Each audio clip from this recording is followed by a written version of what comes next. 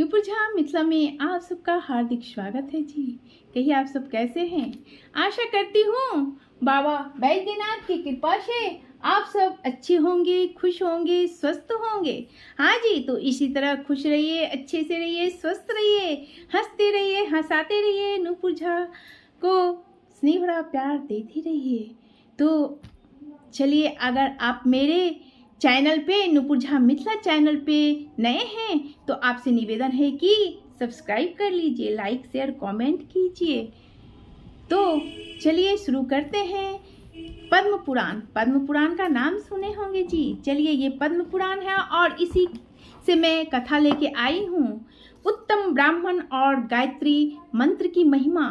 जी हाँ, तो उत्तम ब्राह्मण और गायत्री मंत्र की महिमा का मैं कथा सुनाने जा रही हूँ, लेकिन वीडियो लंबी होने के कारण सिर्फ उत्तम ब्राह्मण की कथा सुनाने जा रही हूँ। तो सुनिए, ध्यान से सुनिए, कथा ध्यान से सुनिएगा, प्रेम से सुनिएगा, तभी तो कथा का आनंद ले पाइएगा जी। तो चलिए शुरू करते हैं। भीष्म जी ने पूछा, विप्रवर, मनुष्य को भी देवदत्त सुख, राज्य, धन, यश, विजय, भोग, आरोग्य, आयु, विद्या, लक्ष्मी, पुत्र, बंधु वर्ग एवं सब प्रकार के मंगल की प्राप्ति कैसे हो सकती है, जानिए, यह बताने की कृपा कीजिए। पुलस्त्य जी ने कहा, राजन, इस पृथ्वी पर ब्राह्मण सदा ही विद्या आदि गुणों से युक्त और श्री संपन्न होता है। तीनों लोकों और प्रत्येक युग में ब्राह्मण देवता नित्य पवित्र माने गए हैं। ब्राह्मण देवताओं का भी देवता है। संसार में उसकी समान दूसरा कोई नहीं है। वह साक्षात धर्म की मूर्ति है और इस पृथ्वी पर सबको मोक्ष प्रदान करने वाला है। ब्राह्मण सब लोगों का गुरु है और पूज्य और तीर्थ स्वरूप मनुष्य है। ब्रह्मा जी ने उस सब देवताओं का आश्रय बनाया है। पूर्व काल में नारद जी इसी विषय को ब्रह्मा जी से इस प्रकार पूछा था, ब्राह्मण, किसकी पूजा करने पर भगवान लक्ष्मीपति प्रसन्न होते हैं? ध्यान से सुनिए, कथा का तभी पूरा आनंद ले पाइएगा। ब्रह्मा जी बोले, जिस पर ब्राह्मण प्रसन्न होते हैं उस पर भगवान श्री विष्णु भी प्रसन्न हो जाते हैं। अतः ब्राह्मण की सेवा करने वाला मनुष्य पर ब्रह्म परमात्मा को प्राप्त होता है। ब्राह्मण के शरीर में सदा ही श्री विष्णु का निवास है, जो दान, मान और सेवा आदि के द्वारा प्रतिदिन ब्राह्मणों की पूजा करता है। उसके द्वारा मानव शास्त्रीय विधि के अनुसार उत्तम दक्षिणा से युक्त 100 यज्ञों का अनुष्ठान हो जाता है। जिसके घर पर आया हुआ विद्वान ब्राह्मण निराश नहीं लौटता, उसके संपूर्ण पापों का नाश हो जाता है तथा वह अक्षय स्वर्ग को प्राप्त होता है। पवित्र देश काल में सुपात्र ब्राह्मण को जो धन दान किया जाता है उसे अक्षय जानना चाहिए। वह जन्म जन्मांतरों में भी फल देता रहता है। ब्राह्मणों की पूजा करने वाला मनुष्य कभी दरिद्र, दुखी और रोगी नहीं होता। जिस घर के आंगन में ब्राह्मणों की चरण धूलि पड़ने से पवित्र एवं शुद्ध होते रहते हैं, वे पुण्य क्षेत्र के समान हैं। उन्हें यज्ञ कर्म के लिए श्रेष्ठ माना गया है। भीष्म उन्हें यज्ञ कर्म के लिए श्रेष्ठ माना गया है। भीष्म पूर्व काल में ब्रह्मा जी के मुख से पहले ब्राह्मण का प्रादुर्भाव हुआ, फिर उसी मुख से जगत की सृष्टि और पालन के हेतुभूत वेद प्रकट हुए। अतः विधाता ने समस्त लोगों की पूजा ग्रहण करने के लिए और समस्त यज्ञों के अनुष्ठान के लिए ब्राह्मण के ही मुख में वेदों को समर्पित किया। पितृयज्ञ, श्राद्ध, तर्पण, विवाह, अग्निहोत्र, शांति कर्म तथा सब प्रकार के मांगलिक कार्यों में ब्राह्मण सदा उत्तम माने गए हैं। बिना ब्राह्मण का कोई काम नहीं हो सकता है, सारा काम अधूरा है। ध्यान से सुनिए, ब्राह्मण के ही मुख से देवता हव्य का और पितर कव्य का उपभोग करते हैं। ब्राह्मण के बिना दान, होम और बलि सब निष्फल होते हैं।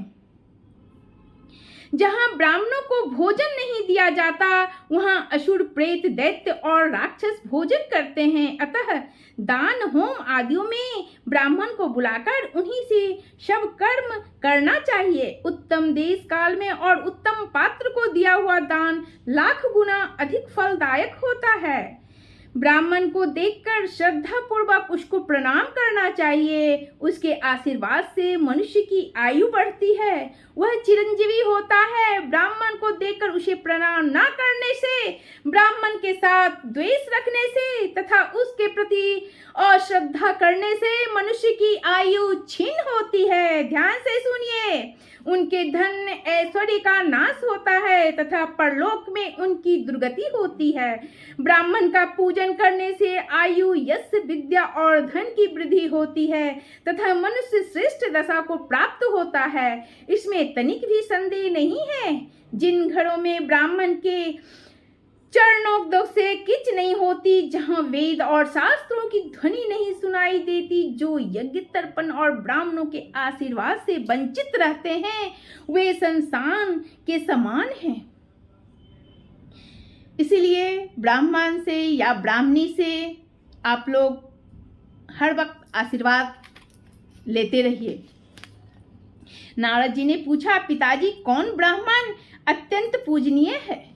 ब्राह्मण और गुरु के लक्षण का यथावत वर्णन कीजिए।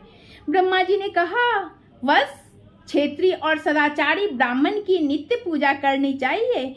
जो उत्तम व्रत का पालन करने वाला और पापों से मुक्त है, वह मनुष्य तीर्थ स्वरूप है। उत्तम क्षेत्रीय कुल में उत्तम होकर भी जो वैदिक कर्मों का अनुष्ठान नहीं करता, वह पूजित नहीं होता तथा अशक्त क्षेत्र मातृकुल में जन्म लेकर भी जो वेदानुकूल कर्म करता है, वह पूजा के योग्य है।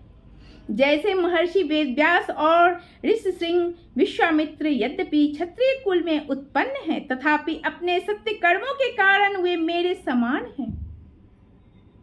इसलिए बेटा, तुम पृथ्वी के तीर्थ स्वरूप क्षेत्रीय आदि ब्राह्मणों के लक्षण सुनो। इनके सुनने से सब पाप नाश होता है। ब्राह्मण के बालक को जन्म से ब्राह्मण समझना चाहिए। संस्कारों से उसकी द्विज संज्ञा होती है तथा विद्या पढ़ने से वह विप्र नाम धारण करता है। इस प्रकार जन्म, संस्कार और विद्या, इन तीनों से युक्त होना क्षत्रिय का लक्षण है।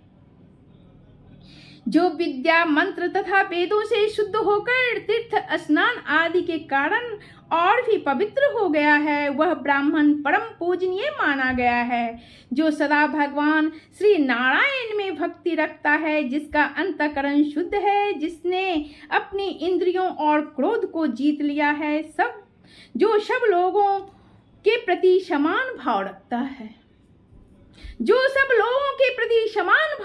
है, जिसके हृदय में गुरु, देवता और अतिथि के प्रति भक्ति है, जो पिता माता की सेवा में लगा रहता है, जिसके मन पराई स्त्रियों में कभी सुख का अनुभव नहीं करता है, जो सदा पुराणों की कथा कहता है और धार्मिक उपाख्यानों को प्रसार करता है, उसके ब्राह्मण के दर्शन से प्रतिदिन अश्वमेध आदि यज्ञों का फल प्राप्त होता है। जो प्रतिदिन स्नान, ब्राह्मणों का पूजन तथा नाना प्रकार के व्रतों का अनुष्ठान करने से पवित्र हो गया है तथा जो गंगा जी के जल का सेवन करता है, उसके साथ वार्तालाप करने से ही उत्तम गति की प्राप्ति होती है। जो शत्रु और मित्र दोनों के प्रति दया भाव रखता है, सब लोगों के साथ समानता का बर्ताव करता है, दूसरे का धन जंगल में पड़ा हुआ तिनका भी नहीं छूता है, चुराता है, काम और क्रोध आदि दोषों से मुक्त है, जो इंद्रियों के वश में नहीं होता, यजुर्वेद में वर्णित चतुर्वेदमयी शुद्ध तथा 24 अक्षरों से युक्त त्रिपदा गायत्री का प्रतिदिन जप करता है तथा उसके भेदों को जानता है, वह ब्रह्म पद को प्राप्त होता है। इसलिए गायत्री मंत्र अवश्य करना चाहिए। कम से कम डेली रोज 21 बार जरूर कर लीजिए। नारद जी ने पूछा, पिताजी अब गायत्री मंत्र का क्या लक्षण है? तो मैं इसको अगले वीडियो में बनाऊंगी। तब तक आपसे बोलिए प्रेम से हर हर महादेव, लक्ष्मी नारायण की जय हो। तो वीडियो कैसी लगी आप कमेंट लाइक करना मत भूलिएगा।